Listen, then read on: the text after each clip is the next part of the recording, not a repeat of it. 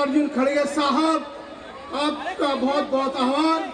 यहाँ पधारे हमारे रणदीप सुरजेवाला जी का भी आभार और सभी सम्मानित अतिथि गणों का भी बहुत बहुत।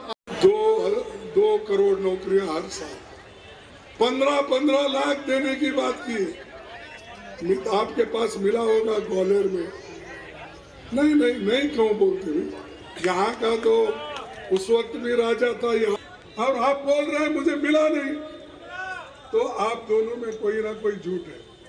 तो आखिरी में मोदी झूठ, 15 लाख भी नहीं दिया, वो भी नहीं, और किसानों की आमदनी डबल करने के बोले, दुप्पट, ये भी हुआ, वो भी नहीं, वो भी झूठ। तो मोदी झूठ है क्या लोग झूठ? मोदी, तो मोदी को वोट देना। जो फिर क्यों लोग चौहान को, मोदी को धर्म के नाम पे, जाति के नाम पे वोट देते हैं?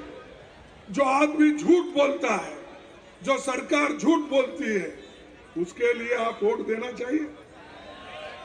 तो इसीलिए सब महिलाएं हाथ उठा के बोलिए,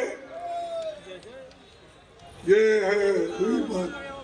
1500 रुपए प्रति माह हमारे माताओं को, प्रति माह 1500 रुपए मंजूर है। 500 रुपए में गैस सिलेंडर, 100 यूनिट बिजली फ्री, 200 यूनिट का हाफ, किसान का कर्ज माफ, कर्मचारियों के लिए आई पुरानी पेंशन, सिंचाई के पुराना रिजर्वेशन था वो भी नहीं दिए। लेकिन हमारी सरकार आने के बाद इसी जो कहा है वो करके दिखाएंगे। तो इसलिए मैं और ज्यादा कुछ नहीं कहते हुए आखिरी में मोदी के बारे में एक बात करता हूं। मैं मेरे सुबह से शाम तक इंतजार कौन करे, तुम्हारे वायदे पे अब एतबार कौन करे।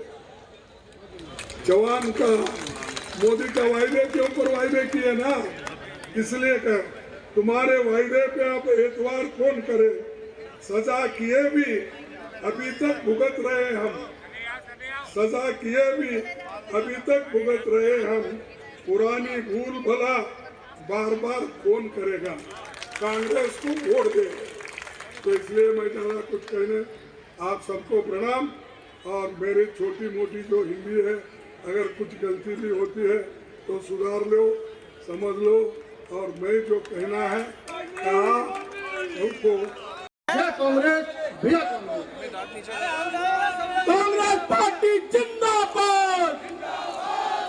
सरकारी महत्वपूर्ण पदों पर रहने के बाद सरकार में आना किस तरीके से और क्या सोचते हैं? ये तो बहुत अच्छा कदम मुझे लगता है, और हर पढ़े लिखे युवा साथी को करना चाहिए।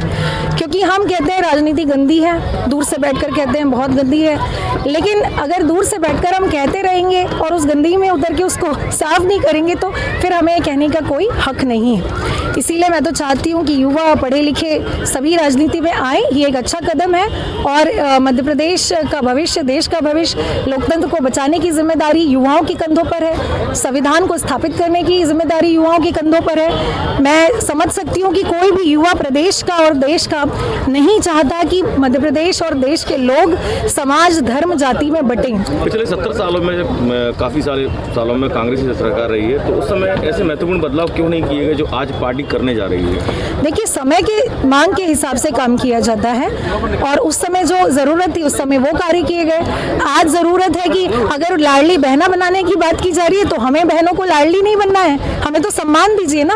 क्यों जब हम अपने अधिकारों की बात करते हैं तो सरेआम हमारे कपड़े फाड़े जाते हैं, हमारे साथ अन्याय अत्याचार होता है, तो हमें तो सम्मान चाहिए। तो जिस समय जिस चीज़ की ज़रूरत है पार्टी उस समय वो काम करती है। आने वाले समय में अगर आप भविष्य में विधायक या सांसद बनते हैं तो क्या प्राथमिकता रहेगी जो भी आपको लगता है कि सरकारी महत्वपूर्ण पदों पर रहने के बाद आप नहीं कर पा रहे? बिल्कुल, देखिए, जो कुछ मूलभूत चीज़ें होती हैं भविष्य, देश के भविष्य को बनाने के लिए, सबसे पहला शिक्षा होता है। शिक्षा का स्तर क्या है आप गांव में जाके देख लीजिए। तमाम प्रयास सरकार करती है, लेकिन कुछ तो कमी रह जाती है जिसकी वजह से हमारे गरीब, अनुसूचित जाति, अनुसूचित जनजाति, पिछड़ा वर्ग या जो भी गांव में रहता है वो शिक्षा में वो हासिल नहीं कर पाते जो शहर के लोग करते हैं। तो ये जो असमानता है शिक्षा की, वो मेरे लिए पहला मुद्दा है कि हम कैसे गरीब से गरीब बच्चों को भी अच्छी शिक्षा दे सके।